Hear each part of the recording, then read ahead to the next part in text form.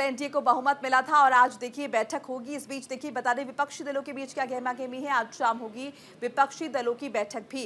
विपक्ष की बैठक में हो सकता है बड़ा फैसला और बैठक के लिए शरद पवार और सुप्रिया सुले जो हैं रवाना है। डीएमके के स्टालिन एसपी से अखिलेश यादव भी शामिल होंगे बैठक में। आज शाम विपक्षी दलों की बैठक होगी। आज की विपक्ष की बैठक में बड़ा फैसला हो सकता है। तो देखिए एनडीए की बैठक का जिक्र पहले कर रहे थे और आईएनडीआई की बैठक भी आज होनी है। तमाम बड़ी नेता इसमें शामिल हो सकते हैं। डीएमके के एमके स्टालिन, समाजवादी पार्टी से अखिलेश यादव बैठक में शामिल होंगे। एक तरफ एनडीए की बैठक, दूसरी तरफ देखिए आज विपक्षी दलों की बैठक भी होगी। आज की विपक्ष की बैठक में बड़ा फैसला हो सकता है।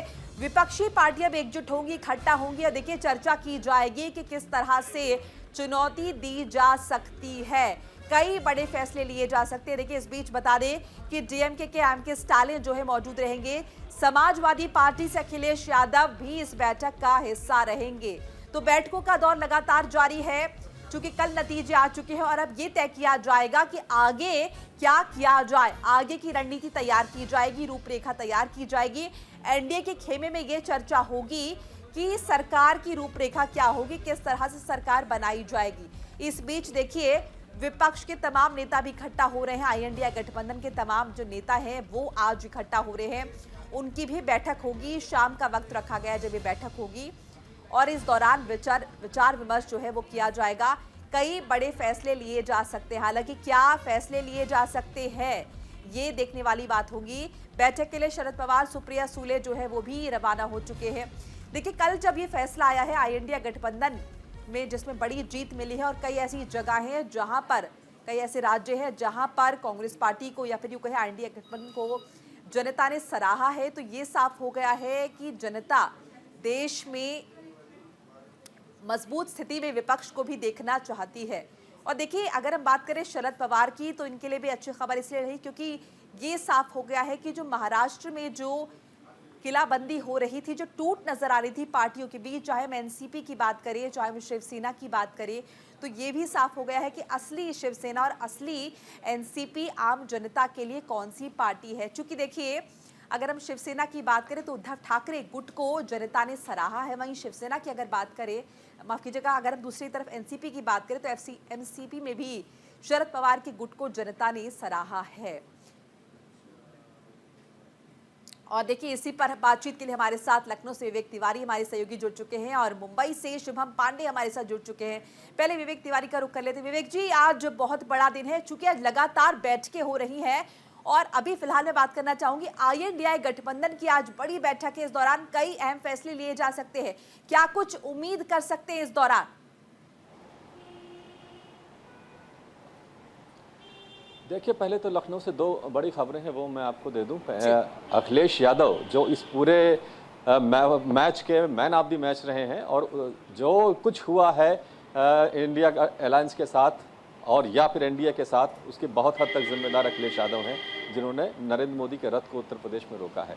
अब से कुछ देर बाद वो कन्नौज जा रहे हैं। कन्नौज में वो अपनी जीत का सर्टिफिकेट हासिल करेंगे जहाँ से वो जीते हैं और उसके बाद फिर दिल्ली जाएंगे जहाँ पर इंडिया अलायंस की बैठक है।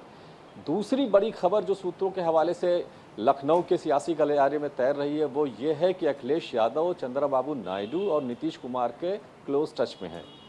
अखिलेश यादव और चंद्रबाबू नायडू के रिश्ते बहुत अच्छे हैं। उससे पहले मुलायम सिंह यादव और चंद्रबाबू नायडू के रिश्ते बहुत अच्छे रहे थे।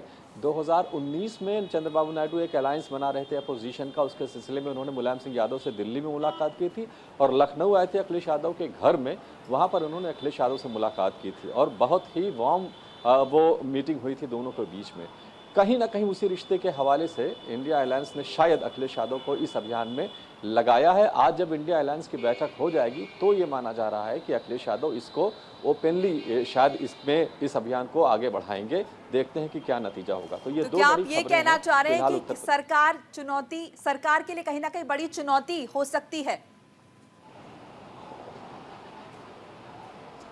बिल्कुल, मैं यही कहना चाह रहा हूं कि अभी तस्वीर पूरी तरह से साफ नहीं है क्योंकि चंद्रबाबू नायडू और नीतीश कुमार के हाथ में चाबी है नई सरकार की और वो उनको क्या ऑफर मिलता है और यहाँ से इंडिया अलायंस क्या कोई उनको ऑफर कर देती है, ये सारी चीज़ें जब तक सामने नहीं आएंगी तब तक इन दोनों दलों का रुख साफ नहीं हो सकता है। मैं आपको बता दूं कि जो 2019 से और 2024 की सरकार चली है, उसमें एनडीए का कोई कोऑर्डिनेशन कमेटी जैसी चीज़ नहीं थी।